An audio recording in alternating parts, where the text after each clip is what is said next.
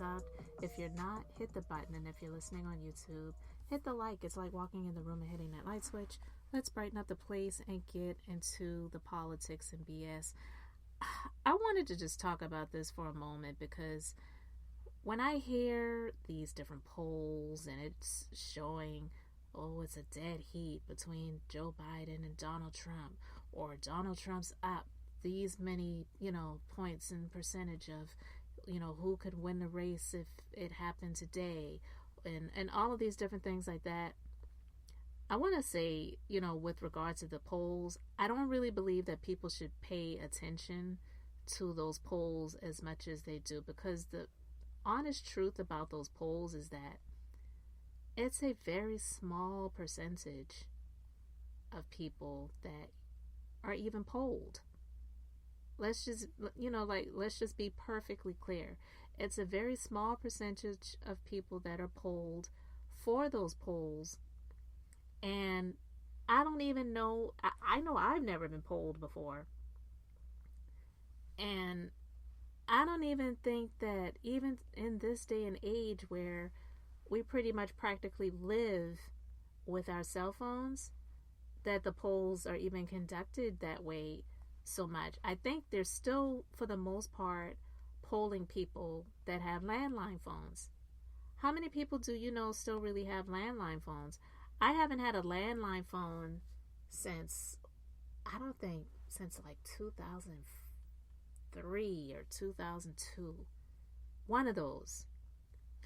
So when I hear about these polls, I don't feel that a lot of people should really pay a whole lot of attention to them, because it's a very small percentage of people that are polled.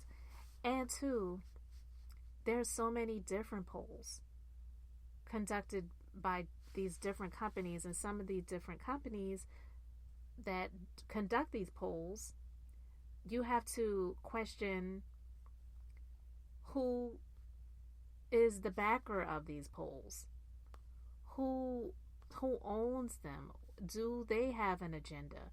I mean, honestly, it's just so much that we could talk about when it comes to these different polls. And then two, how they're promoted, on what media outlets these polls are being shown. So a lot of times, even with that being said, those polls, they're not really that honest, because a lot of times it's done in a way to strike fear in people, because a lot of people, I believe, this is just my personal belief, based on someone who born in the South, raised in the South, still lives in the South. I do believe and know that there are prejudiced people and there are racist people. You can be any ethnicity and be prejudiced, but I believe that only those in the majority have the power to be racist.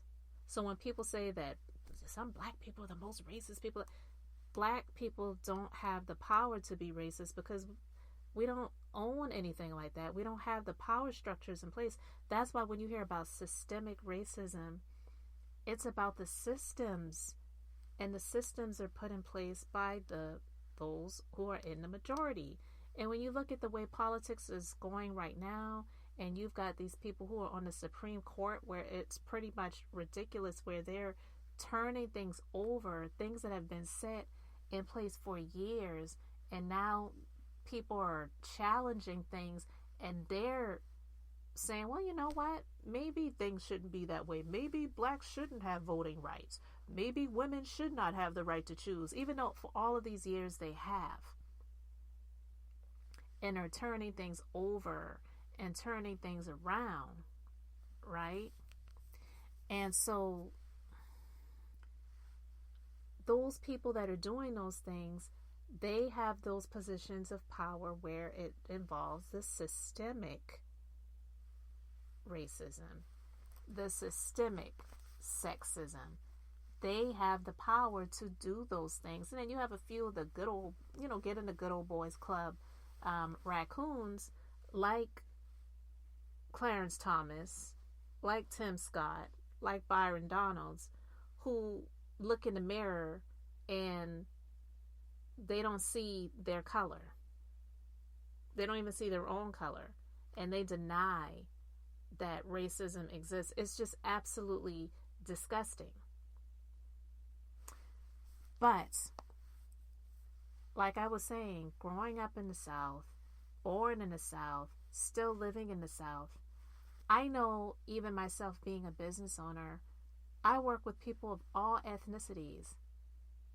I have clients that are Caucasian, African American, even Asian and Hispanic. I'm grateful for that. I'm grateful that I can conduct a business where money is green or electronic. I may not see the cash, but I see the electronic credits to the account. For the most part, most people, we just want to live our lives. We don't want to fight with people. We don't want to subject our authority or power over other people. As long as you're not bothering me and I'm not bothering you and I'm not stopping you from living your life and you're not stopping me from living mine, and we can just enjoy our lives that we have and try to be at peace, that's all we really want. There's a smaller, even though it exists, the smaller minority of those people, and it's not an ethnicity, it is a way of thinking. Those MAGA types, those are the ones that feel that they should be in power over everyone else, and they don't want anyone else to really live and thrive, even though what they're doing, what they're eating isn't making them shit. Like, basically, right? But for whatever reason, what other people are eating has them shitting when it shouldn't. So I'm saying all of these things to say that for the most part, most people, they don't want this rhetoric. They don't want this infighting. They don't want all of the things that they see going on when it comes to the negativity and the vitriol in politics. And that's why a lot of people do shy away from it. And unfortunately, a vast majority of people do not vote because they do see it as ugly. They don't want things to be that way, but all they've, seen and heard over the years is politicians lie, politicians are dirty, they're just in it for themselves or whatever. But if the majority of the people did vote, there's no way that Donald Trump would be president. And I'll be honest, I believe that he was shocked when he won the first time. Because when he was running for office the first time, it was marketing. It was a marketing thing. He was doing what he was doing because he was marketing himself. It was a business move. He was not actually trying to be the president. That's why when he was having all of these, what do you call them? The rallies. This is when he was running for office the first time, not when he was trying to run for re-election. When he was running for office the first time, when he was having rallies, and think about it, the first go around, how many Republican presidential nominees were there? There were a number of them. He knocked all of them off, but he did it where he was saying a lot of crazy things, because it was essentially, I'm going to say these things and do these ridiculous things where there's no way I would ever be able to be the presidential nominee, the Republican presidential nominee. But some people were so struck by celebrity and stardom because he's a celebrity, and they never saw anything like somebody like him being in politics and telling people to kiss his ass and, knock the crap out of him if you see somebody trying to throw something at me on the stage. People were loving that, and it was the entertainment thing. In this country, people are more enthused about entertainment than they are about education. So for a lot of people, it's like a WWE wrestling match, a boxing match. So, the whatever, the kickboxing, whatever that crap is. People get entertained by watching fights. So it was entertaining for them. So they're voting for this man who was being combative, who was saying a lot of things about these people, calling them names, calling them stupid, saying somebody had whatever. It's like he was calling all of them names. He had nicknames for all these different people, and people were loving it, so they were getting entertained by it. And So they would vote him in all of the different states, and he won more votes to become the Republican presidential nominee. So he's running. Hillary Clinton is the Democratic presidential nominee. And even though I do believe, because Hillary Clinton, she won the popular vote, I do believe, my personal opinion, that he was able to win the Electoral College because a lot of people are still prejudiced against women. And I do believe that there were some influences from Russia that helped him to get the edge over to win. So that's why he was shocked. If you go and find the tape of that night, he was stunned. He did not expect to win. He really did not expect to win. And that's also why Hillary Clinton was shocked too, because it just did not make sense. But unlike him, who lost in 2020 and to this day is still saying that he actually won, even though Hillary Clinton didn't understand it, was shocked by it, she said,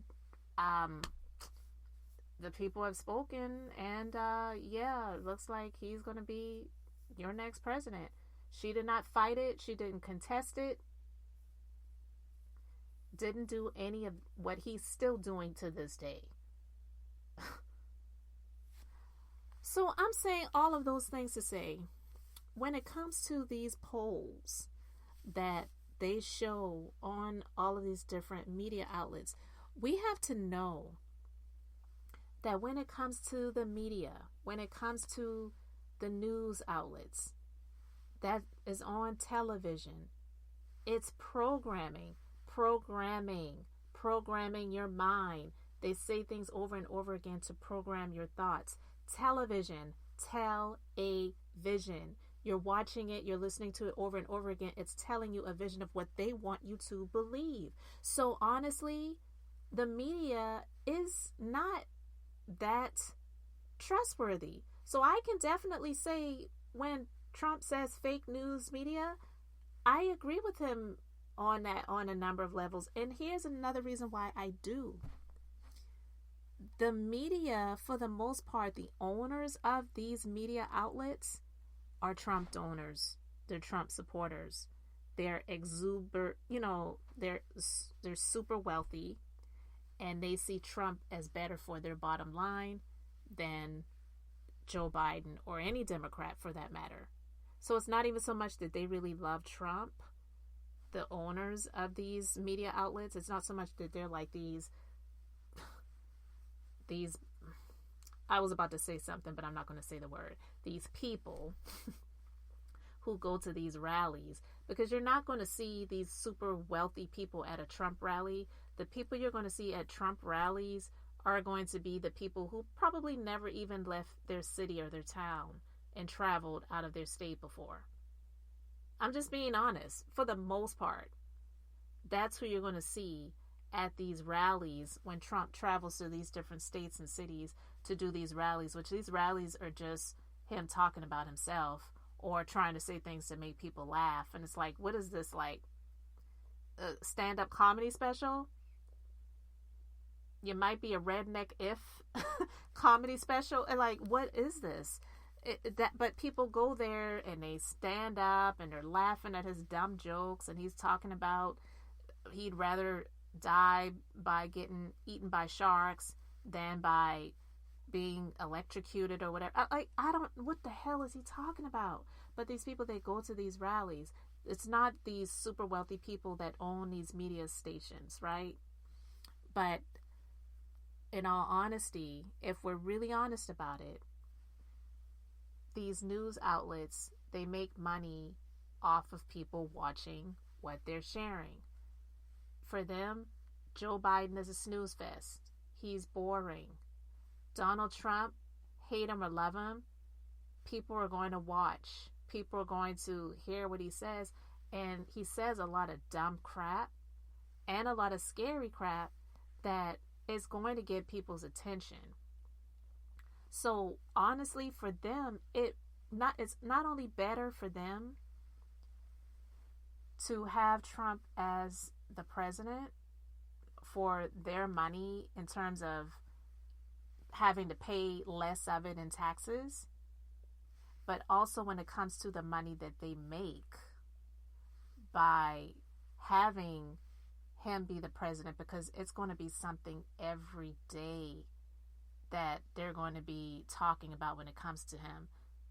It's going to be like a breaking news thing almost every day. You know how we've kind of gotten over the years, the breaking news, it's not as exciting or scary as it used to be, because I don't know if you all remember, but remember when 9/11 happened? That was breaking news. When that happened, it was like, oh my God, you remember where you were when the news broke that those planes hit the World Trade Center towers and the Pentagon and the one that just went down in the field. And I think, where was it? In Pennsylvania somewhere, I believe. That was breaking news. So over the years, it's just been so much with breaking news that breaking news doesn't really mean what it used to mean. But when it comes to Trump, there would be breaking news for them every day. So it's going to always be something where they're going to be getting these ratings because people are going to be watching. So it's honestly better for them for Trump to be president than for Biden to be president. So the owner of CNN, even though some people feel like it is a more left-leaning, more Democratic-friendly station, the CEO is a Trump donor. ABC, CEO is a Trump donor. NBC, CEO is a Trump donor. CBS, CEO is a Trump donor. Even MSNBC, people feel like it's such a left-leaning Democratic station. Or like Trump calls it, MSDNC. CEO is a Trump donor. The Washington Post is owned by Jeff Bezos, one of the richest men in the world. Even though Trump can't stand Bezos, Bezos is a businessman. He knows that it would be better for him to have Trump as president than not. All right? The Wall Street Journal, owner Rupert Murdoch. He also owns Fox News.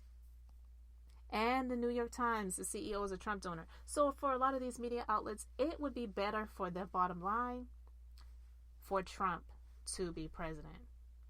So that's why I'm saying I don't put a whole lot of weight on these polls that show they're neck and neck or Donald Trump is leading or whatever, because they're programming, they're telling a vision.